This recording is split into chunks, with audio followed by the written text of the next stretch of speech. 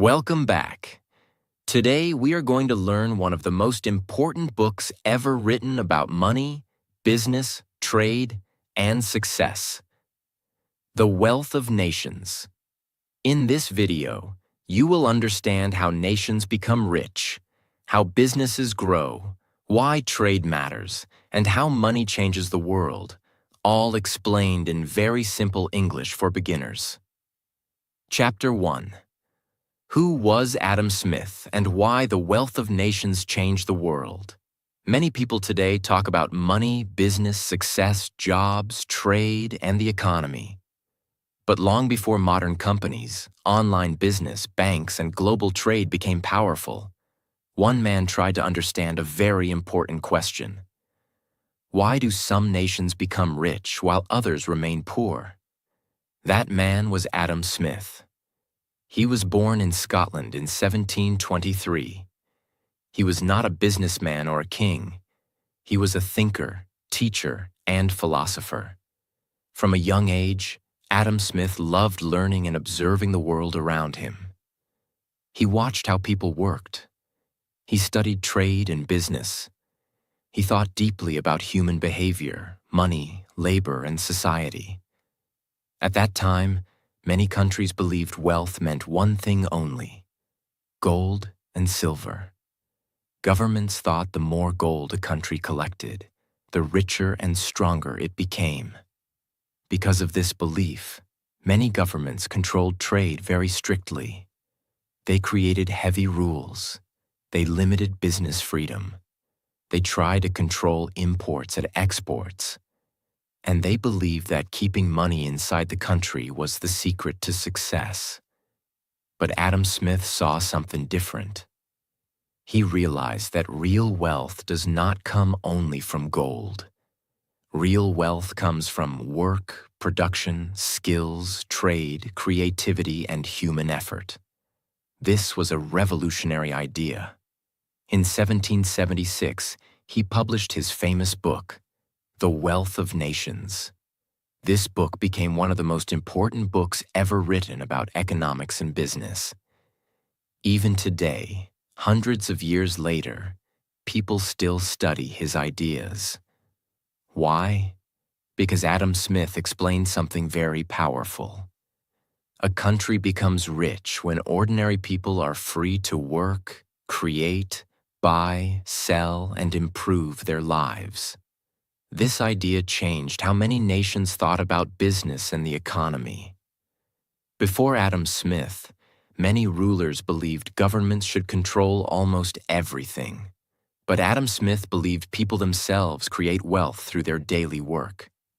For example, a farmer grows food, a baker makes bread, a teacher teaches students, a worker builds houses, a shopkeeper sells products. When millions of people work productively together, the whole country becomes stronger. This sounds simple today, but at that time, it was a very powerful new idea. Adam Smith also believed competition was important. When businesses compete, they try to improve products, lower prices, and give better service. This helps customers and improves society. He believed freedom in business could help economies grow naturally. Another famous idea from Adam Smith is called the invisible hand. This idea means that when people work for their own success, they often help society at the same time. For example, a businessman wants to earn money, but to earn money, he must create something useful that people want to buy. So while helping himself, he also helps customers, workers, and the economy. Adam Smith believed this natural system could create growth without too much government control. This idea became one of the foundations of modern capitalism. But Adam Smith was not simply worshiping money. He also cared deeply about morality and human behavior. He understood that greed alone is dangerous. He believed societies need justice, honesty, rules, education, and fairness too. He wanted balance. Another important thing Adam Smith explained was the power of specialization. He noticed that when workers focus on one specific task, productivity increases greatly. For example, imagine one person trying to make an entire product alone. It takes a long time, but if different workers each focus on one small task, work becomes much faster and more efficient. This idea later helped factories, industries, and businesses become more productive around the world. Adam Smith also understood the importance of free trade. At that time, many countries heavily restricted trade with other nations. But Adam Smith believed trade benefits everyone. He explained that countries should focus on producing things they are good at and trade with others. This creates more efficiency and wealth for everyone involved. Today, global trade still follows many of these ideas. Another reason this book became so important is because Adam Smith wrote about ordinary people. He did not only focus on kings and governments, he focused on workers, businesses, markets, labor, and daily economic life. This was different from many thinkers before him. He believed the strength of a nation depends greatly on the productivity of its people, not just on the power of rulers. This way of thinking changed economics forever. Today, many countries use systems influenced by Adam Smith's ideas: free markets, competition, trade, private businesses, and economic freedom. Of course, modern economies are much more complicated now. Some people agree strongly with Adam Smith's ideas. Others believe governments should play a bigger role. But almost everyone agrees that the wealth of nations change the world permanently. Another reason this book remains powerful is because its ideas still connect to daily life. Even today, we see business competition, global trade, entrepreneurship, prices changing through supply and demand, and people trying to improve their financial lives. All these things connect to ideas Adam Smith discussed hundreds of years ago. But perhaps the most important lesson from Adam Smith is this: a nation becomes strong when people are able to create value through work, skill, production, and innovation. Wealth is not magic. It is created slowly through human effort, organization, productivity, and cooperation. This idea transformed how the modern world thinks about economics. And that is why The Wealth of Nations became one of the most influential books in human history. Chapter 2: The Power of Division of Labor. One of the most famous and important ideas in The Wealth of Nations is something called division of labor. At first, this idea sounds simple, but according to Adam Smith, this one idea can completely change productivity, business growth, and the wealth of a nation. So, what does division of labor mean? It means dividing work into smaller tasks so different people can focus on different jobs. Instead of one person doing everything alone, many workers each do one specific task. Adam Smith believed this system makes work faster, easier, and more productive. To explain this idea, he gave a famous example: a pin factory. A pin is a very small metal object, but making one requires many steps. The wire must be stretched, cut, sharpened, shaped, packed. If one worker tried to make every pin alone, production would be very slow. Maybe one person could make only a few pins per day. But Adam Smith noticed something amazing. When different workers focused on one small task each, production increased dramatically. One worker stretched the wire, another cut it, another sharpened it, another packed the pins. Because every worker repeated the same task again and again, they became faster and more skilled. As a result, The factory produced thousands of pins every day instead of only a few. This simple example showed a very powerful truth. Specialization increases productivity, and higher productivity creates more wealth. This idea later became one of the foundations of modern factories and industries. Even today, businesses around the world use division of labor. Think about a restaurant. One person cooks, one takes orders, one cleans tables, one manages money. If one person tried doing every job alone, service would become very slow. But when tasks are divided, work becomes smoother and more efficient. The same thing happens in huge companies. In a smartphone company, thousands of people work on different parts. Some design software, some build hardware, some create advertisements, some handle customer service. Together, they produce products much faster and more effectively. Adam Smith believed this system was one reason some countries became wealthier than others. Countries with productive workers and organized industries could create more goods and services, and more production creates economic growth. Another reason division of labor is powerful is because repetition improves skill. When workers repeat one task many times, they become experts at it. For example, imagine a person learning to cut wood. The first day may feel difficult, but after repeating the same task for months or years, speed and skill improve naturally. This happens in almost every profession. Practice creates mastery. Adam Smith understood this deeply. Another important benefit of division of labor is saving time. If workers constantly switch between many different tasks, productivity decreases.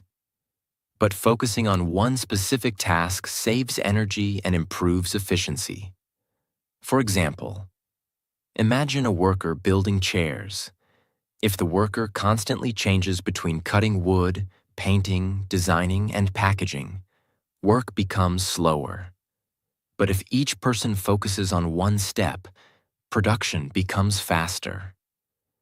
This system later became extremely important during the Industrial Revolution.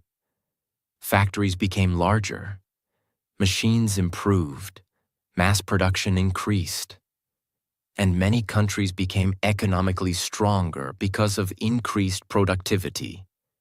But Adam Smith also understood there were some dangers. He noticed that repeating one small task forever could become boring and mentally exhausting for workers. For example, if a worker does the exact same movement every day for many years, life may become repetitive. So while division of labor increases productivity, it can also reduce creativity in some jobs. This is still an important discussion today. Modern factories and companies still face this balance between efficiency and worker satisfaction. Another powerful lesson from Adam Smith's idea is this: teamwork creates greater results than isolated effort. One person alone can only do so much. But organized cooperation creates massive production. This is true not only in factories but in society itself. When people cooperate through trade, business, transportation, education, and communication, nations become stronger. Adam Smith believed human cooperation through specialization was one of the greatest engines of economic growth. Another important thing Adam Smith explained is that division of labor grows through markets. In small villages, people often do many different jobs because there are not enough customers. But in large cities with bigger markets, workers can specialize more. For example, in a small village, one person may fix shoes, bags, and clothes together. But in a large city, one worker may focus only on shoes because there are enough customers.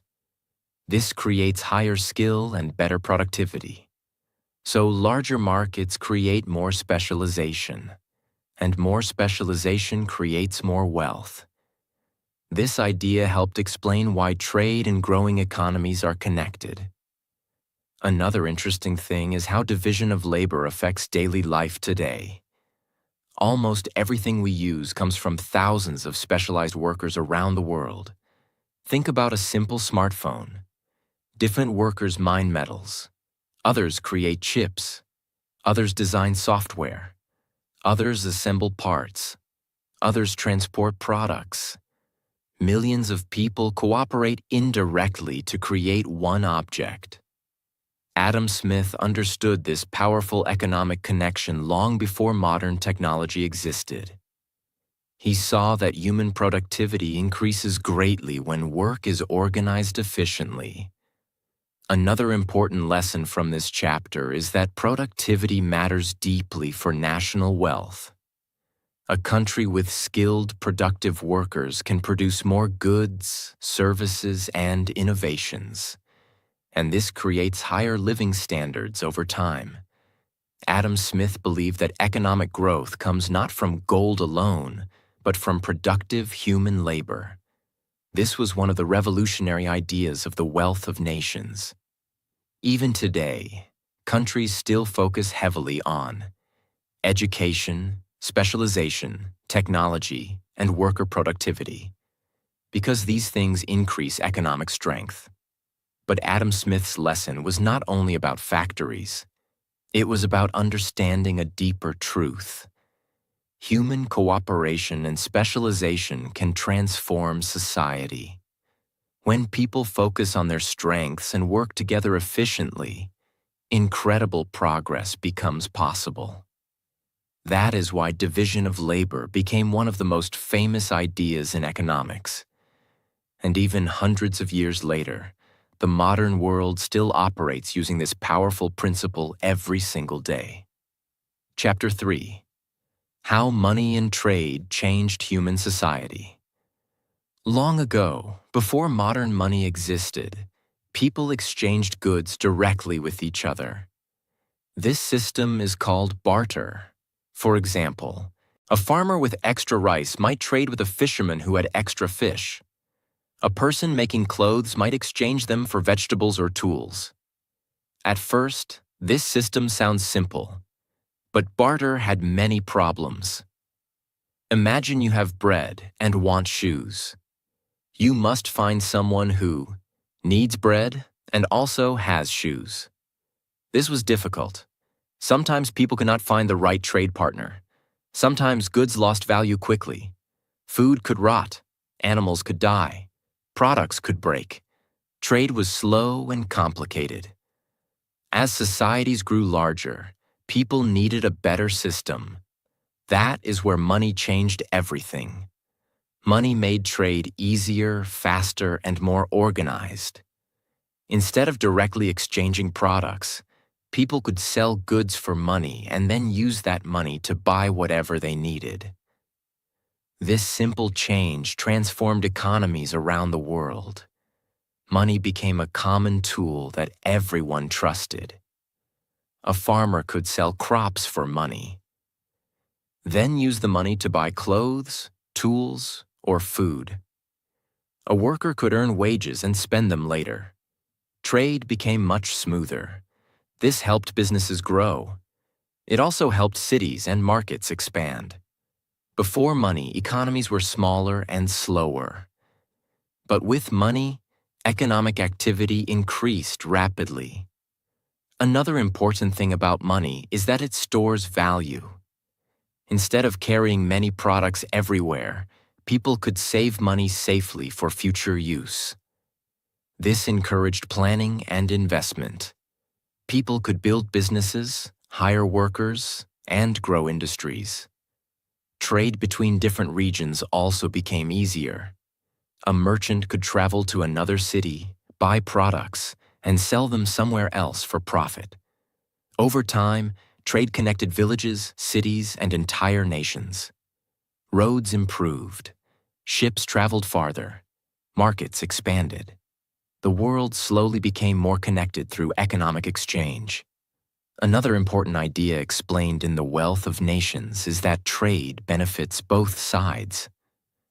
Many people in history believed trade was like war. They thought if one side became rich, the other side must become poor. But this book explains something different. Trade can help both people at the same time. For example, imagine one country grows excellent coffee. Another country produces high-quality clothing. Instead of trying to make everything alone, both countries can trade. One sends coffee, the other sends clothes. Both sides benefit. This creates more efficiency and better products. The same thing happens in daily life too. A baker focuses on bread. A carpenter focuses on furniture. A teacher focuses on education. Instead of doing every job themselves, people specialize in trade with others. This system creates stronger economies and higher productivity. Another powerful lesson from this chapter is that human beings naturally like exchanging and trading. People constantly look for ways to improve their situation. A worker searches for better opportunities. A business searches for customers. A trader searches for profit. This natural exchange helps economies grow. Another important thing discussed is markets. Markets are places where buyers and sellers meet. Prices change depending on supply and demand. For example, if many people want a product but there is very little supply, prices usually rise. But if there is too much supply and fewer buyers, prices often fall. This natural movement helps economies organize themselves.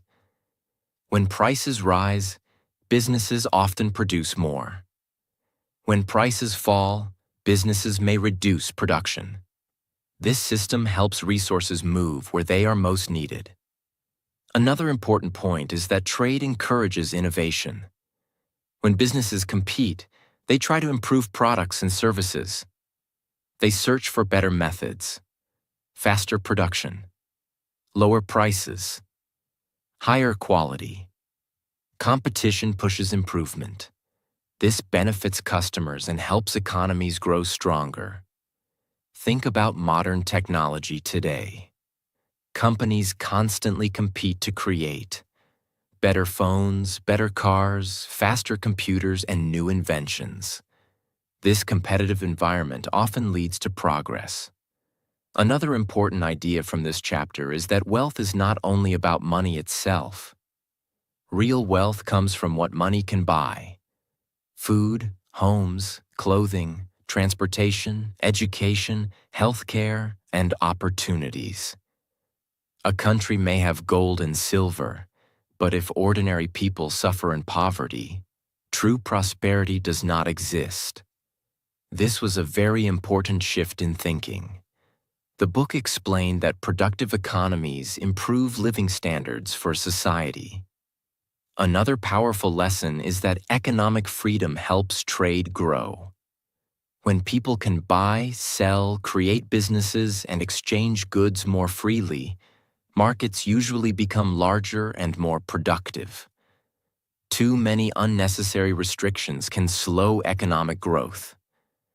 However, complete freedom without rules can also create problems. That is why societies need laws, fairness, and stability too.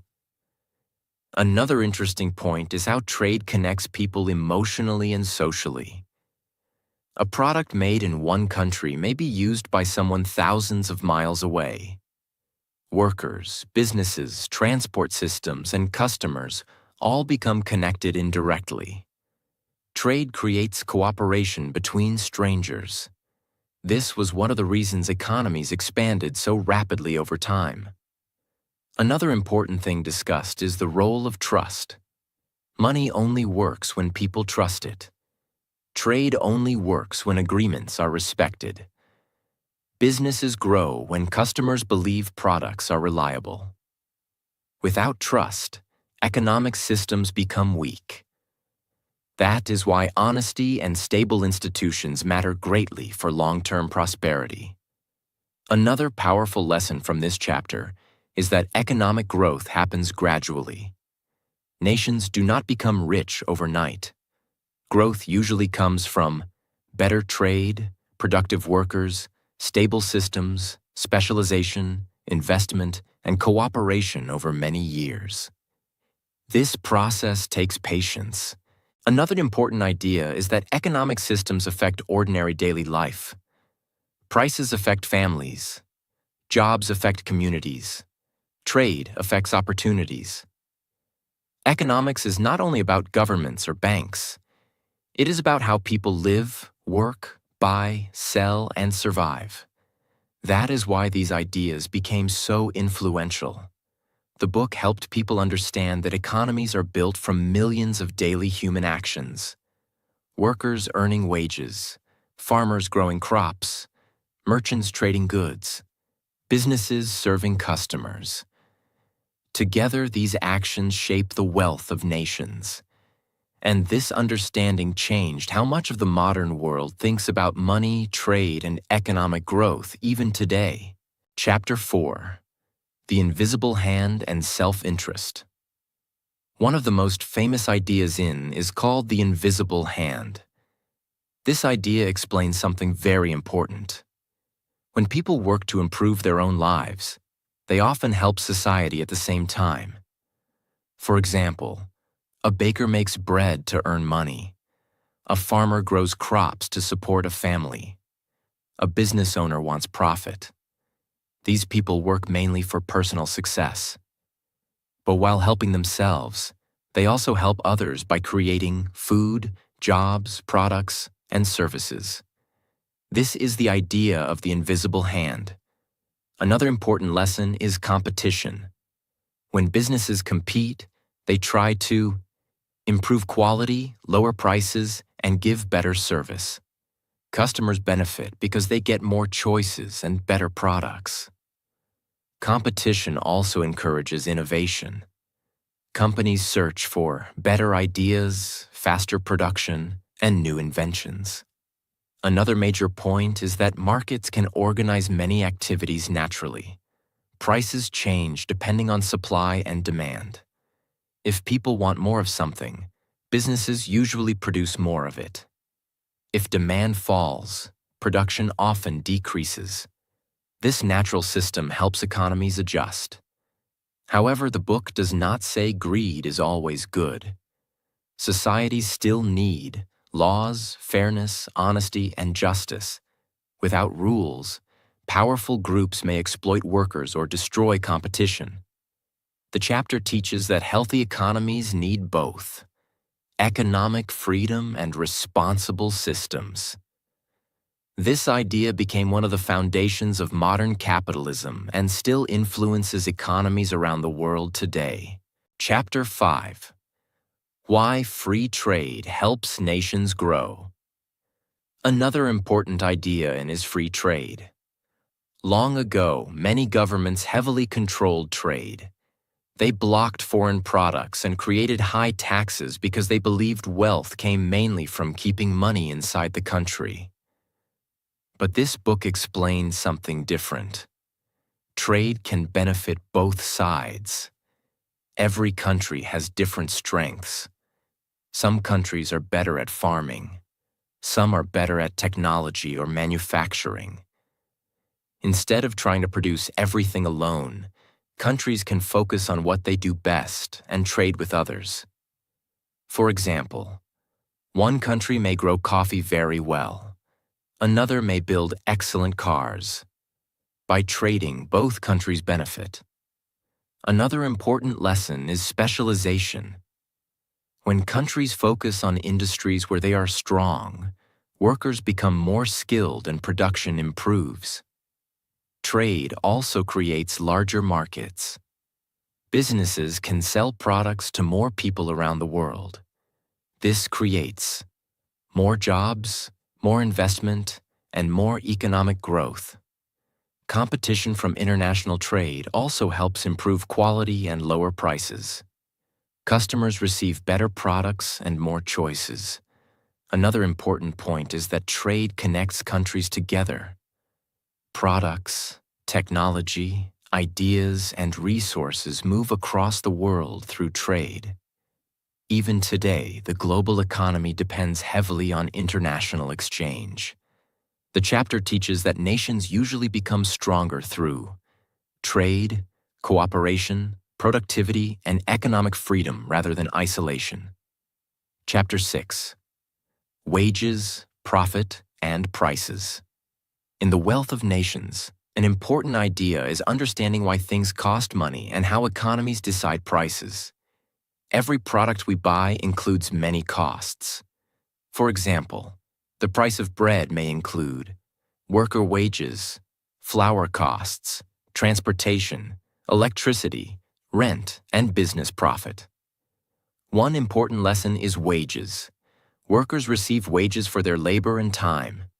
People use wages to buy food, clothes, housing, and other daily needs.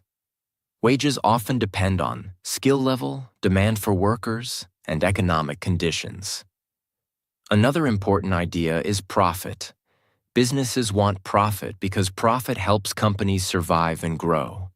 Without profit, businesses may close. Profit also encourages people to start businesses, invest money, and create new products. Another major lesson is supply and demand. If many people want a product, prices may rise. If too much supply exists and demand becomes low, prices may fall. This movement helps markets adjust naturally. Competition also affects prices.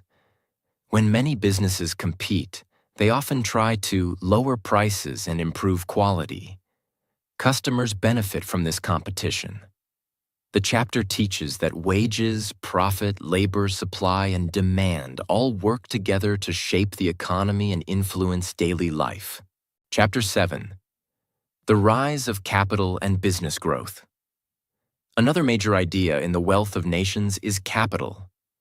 Capital means saved money, tools, machines, buildings, or resources used to create more wealth. Businesses need capital to grow. For example, a factory may need machines, a shop may need products to sell, a farmer may need better equipment. Without investment, growth becomes difficult. Another important lesson is saving and investing. When people save money and invest it into businesses, technology, or production, economies often grow stronger.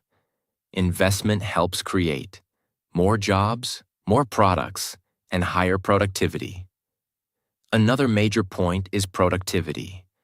Better tools and machines help workers produce more efficiently. For example, a worker using modern equipment can often produce much more than a worker using simple hand tools. This increases economic growth. The chapter also explains that successful businesses usually grow slowly over time through investment, reinvestment, and continuous improvement. Profit allows businesses to expand further. They may hire more workers, buy better technology, or open new locations. Another important lesson is risk. Business owners and investors take risks when they spend money hoping future success will come. Some businesses succeed greatly, others fail. The chapter teaches that capital, investment, productivity, and long-term planning are very important for building strong economies and successful businesses. Chapter 8. Why governments matter in the economy. Many people think the wealth of nations only supports business freedom and markets. But the book also explains something very important. Governments still play an important role in society. The book does not say governments should disappear completely. Instead, it explains that healthy economies need balance. Too much control can hurt growth, but no rules at all can also create serious problems. One major responsibility of government is protecting society. Without safety and stability, businesses and trade cannot grow properly. Imagine a country with constant violence, corruption, or chaos. People may fear opening businesses. Investors may avoid risking money. Trade becomes difficult. Economic growth usually needs security and stability. Another important role of government is creating laws and justice. Markets only work properly when rules are respected. For example, businesses must honor agreements. Property rights must be protected. Fraud and theft must be punished. Without trust in legal systems, economic activity becomes weak. Another major point discussed is public infrastructure. Some projects are too large or expensive for private individuals alone. For example, roads, bridges, ports, schools. These systems help society and economic growth together. Transportation allows trade to move faster. Education improves worker skills. Public systems support productivity. Another important lesson from this chapter is taxation. Governments need money to operate. Taxes help pay for security, courts, infrastructure, and public services. But the book argues taxes should be fair and reasonable. Very heavy taxes may discourage investment and business activity. Another important point is that governments should avoid unnecessary interference in markets. Sometimes rulers create too many restrictions or protect powerful groups unfairly. This can reduce competition and innovation. Healthy economies often need a balance between economic freedom and responsible government systems. Another major lesson from this chapter is that strong societies depend on both productive markets and stable institutions. Business alone cannot solve every social problem. Governments still help create order, fairness, and public stability. That is why economics and politics are closely connected. A stable society usually creates stronger economic growth over time. Chapter 9. Why some nations become rich and others stay poor. One of the biggest questions in the wealth of nations is this: why are some countries wealthy while others struggle with poverty? The book explains that national wealth does not happen by accident. Rich nations usually develop through productive labor, trade, investment, education, and efficient systems. Countries become stronger when people can work freely, build businesses, create products, and exchange goods. Another important idea is productivity. A productive nation can create more goods and services efficiently.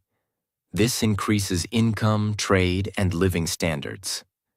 For example, countries with strong industries, transportation systems, education, and skilled workers often produce more wealth.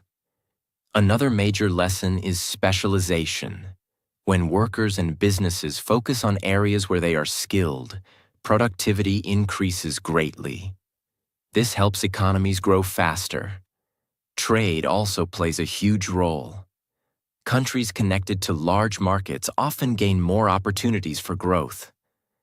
Trade allows nations to exchange resources, technology, and products efficiently. Another important point discussed is investment. Poor countries often struggle because they lack capital, infrastructure, education, or stable systems. Without investment, businesses cannot grow effectively. Another major factor is political stability. Frequent conflict, corruption, or weak institutions often damage economic growth. Businesses need stability to invest confidently. Workers need opportunities. Markets need trust. Another powerful lesson from this chapter is that wealth usually grows slowly over long periods. Strong economies are built step by step through hard work, organization, innovation, and cooperation. There is rarely a quick shortcut to national prosperity. Another important point is that education matters greatly. Skilled workers improve productivity and innovation. Countries investing in human knowledge often become more competitive economically. Another major lesson is that economic systems affect ordinary people deeply. National wealth is not only about government power. True prosperity means ordinary citizens have jobs, opportunities, food, housing, education, and improving living standards. That is why productive economies matter so much for society. This chapter helped people understand that wealth creation depends heavily on human effort, efficient systems, trade, and long-term development. Chapter 10. The Lasting Impact of the Wealth of Nations. When this book was published in 1776, it changed how many people understood economics forever. Before these ideas became popular, many governments believed wealth came mainly from gold, strict control, and heavy restrictions. But this book introduced a different vision. It explained that wealth grows through productive labor, trade, specialization, investment, and economic freedom. These ideas later influenced modern capitalism and global economic systems. Another important reason the book became so famous is because it focused on ordinary economic life. It discussed workers, businesses, markets, wages, trade, and production. The book explained that millions of daily human actions shape economies: farmers growing food, workers earning wages, businesses competing, customers buying products. Together, these activities create national wealth. Another powerful lesson from the book is the importance of productivity. Countries become stronger when people can produce efficiently, innovate, and cooperate through markets. Specialization and division of labor became central ideas in modern industry. Factories, companies, and global businesses still use these principles today. Another lasting impact is the idea of competition. Competition often pushes businesses to improve quality, lower prices, and create innovation. This became one of the foundations of modern market economies. The book also strongly influenced ideas about free trade. Today, international trade connects countries around the world through technology, transportation, manufacturing, food, and services. Modern globalization still reflects many ideas discussed in this book centuries ago. Another important impact is how economics became a serious field of study. Before this period, economics was less organized as an academic subject. This book helped create modern economic thinking. Universities, governments, businesses, and economists still study many of these ideas today. Another powerful lesson from the final chapter is balance. Economic freedom can create growth and innovation. But societies also need justice, stability, education, infrastructure, and fairness. Strong economies usually require both productive markets and responsible institutions.